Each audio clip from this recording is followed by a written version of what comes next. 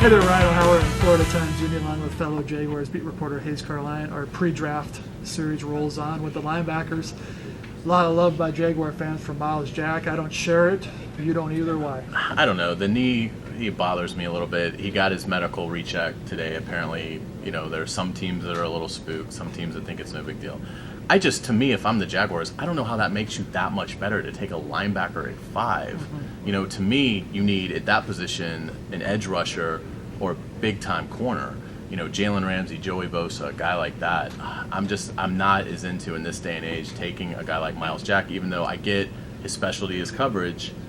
I'd write it out with Telvin Smith. Mm-hmm. Tend to agree. Dave Caldwell told me that Miles Jack's knee injury, not being able to run a 40 yet, is not a big red flag. His game tape is pretty outstanding. He's great in coverage. My thing is, does he help you rush the passer or get interceptions? He had 1 sack in college. Jaguars think he's better in coverage than as a pass rusher, but maybe that skill can be developed. I would say if Jalen Ramsey or Joey Bosa are gone, then that's probably the pick by default. Yeah. But if you had to choose between if either of those guys on the board, Miles Jack would be my third choice. Say they don't take Jack.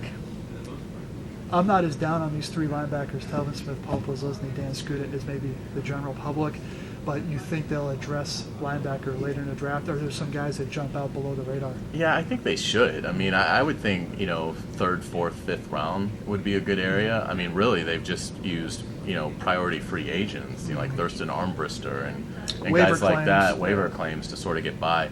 So it's time for them to go ahead and invest a little bit in that. A guy out of Stanford I really like, Blake Martinez, that would be their 5th, probably round kind of a guy. I think he'd be a good, guy to bring in and develop under Posluszny a little bit. I think it's a fairly decent core of linebackers.